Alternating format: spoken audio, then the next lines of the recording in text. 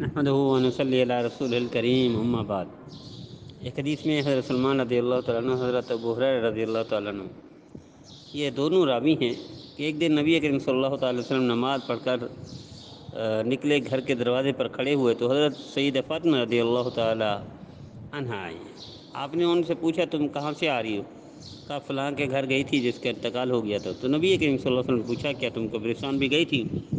تو سیدہ فاطمہ رضی اللہ تعالیٰ نے کہا خدا کی پناہ اس بات کے بعد کہ میں آپ سے اس بارے میں قبروں پر جانے کے سلسلے میں اتنی وعیدیں سن چکی ہوں، اب کیسے کروں گی؟ ممکن نہیں تھا، یعنی صرف گھر گئی تھی، قبرستان گئی تھی۔ اب سنیے آگے نبی کریم صلی اللہ علیہ وسلم ارشاد فرمایا اگر تم قبرستان چلی جاتی تو جنت کی خوشبو بھی نہ پاتی۔ یہ نبی کریم صلی اللہ علیہ وسلم فرما رہے ہیں، نبیوں کے نبی، اور کس کو؟ خاتون جنت، سردار جنت، عورتوں کی سردار، اس کے لیے۔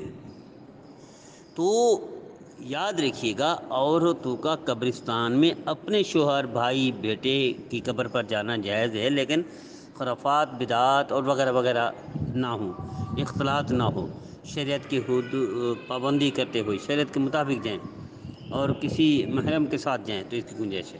لیکن روضہ اطہر کے علاوہ دنیا میں کسی بڑے، کسی اللہ والے، کسی نیک بزرگ کی قبر پر جانا یہ ایسے ہی ہے جیسے آپ صلی اللہ علیہ وسلم میں جنت کی خوشبو بھی نہیں پاؤ گے۔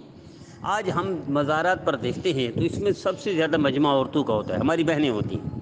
انہیں پتہ نہیں ہے، ان کی تربیت نہیں کی گئی، ان کی اصلاح نہیں کی گئی، انہیں بتایا نہیں گیا، انہیں سمجھایا نہیں گیا، ان کو پتہ نہیں ہے اپنے نبی کریم صلی اللہ علیہ وسلم کا فرمان، نبی کی سنت۔ اور یہ اگر وعید کا پتہ ہو تو کبھی بھی میری بہنیں نہیں جائیں۔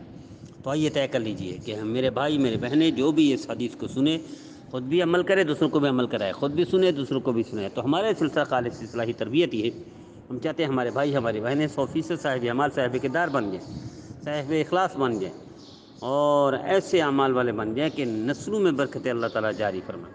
مجھے امید ہے میرے بھائی، میرے بہنیں ہمارا پیغام خود بھی سنیں گے، دوسروں کو بھی سنائیں گے۔ تو جب سیدہ خاتون جنت کے لیے یہ حکم ہے کہ خوشبو جنت کی بھی نہیں پائے ہوگی، تو ہماری بہنوں کے لیے کیا ہوگا؟ ہماری بہنوں کے پاس تو اعمال ہی کوئی نہیں، نیکیاں کوئی نہیں، ثواب ہی کوئی نہیں، وہ تو یقینی جنتی تھی، یقینی سردار جنت تھی، خاتون جنت تھی، اور یقینی جنت کا بنگلہ خود نبی کریم صلی اللہ علیہ وسلم نے دیکھا۔ اس کے باوجود جتنی سخت وعید آپ نے ارشاد فرمائی، تو پھر باقیوں کا، ہماری بہنوں کا کیا ہوگا؟ ہماری بیٹیوں کا، ہماری بچیوں کا کیا ہوگا جو مزارات پر جاتی ہیں؟ سب سے زیادہ مجمع عورتوں کا ہوتا ہے، اس میں مردوں کے ساتھ اختلاط بھی ہوتا ہے، بدعت، خرافات بھی ہوتی ہیں، کھلے بال، کھلے وغیرہ وغیرہ، یہ سب کچھ ہوتا ہے۔ کیا یہ سنت ہے؟ کیا یہ اچھا عمل ہے؟ کیا شریعت میں یہ پسندیدہ ہے؟ کیا یہ اسلامی عمل ہے؟ نہیں نہیں نہیں نہیں، میرے نبی کا منع کیا ہوا عمل۔ تو آئیے ہر وہ بات جس پہ نبی کریم صلی اللہ علیہ وسلم نے منع فرما دیا ہو، میرے بہنیں، میرے بھائی بچیں اس سے، توبہ کرے، استغفار کرے، جو ہو گیا غلطی کوتاہی کا اللہ کے سامنے رکھیں، گڑ گڑا کر معافی مانگیں۔ مجھے امید ہے میرے بھائی، میرے بہنیں ہمارے ہر پیغام کو خود بھی سنیں گے، دوسروں کو بھی سنائیں گے، خود بھی عمل کریں گے، دوسروں کو بھی کرائیں گے۔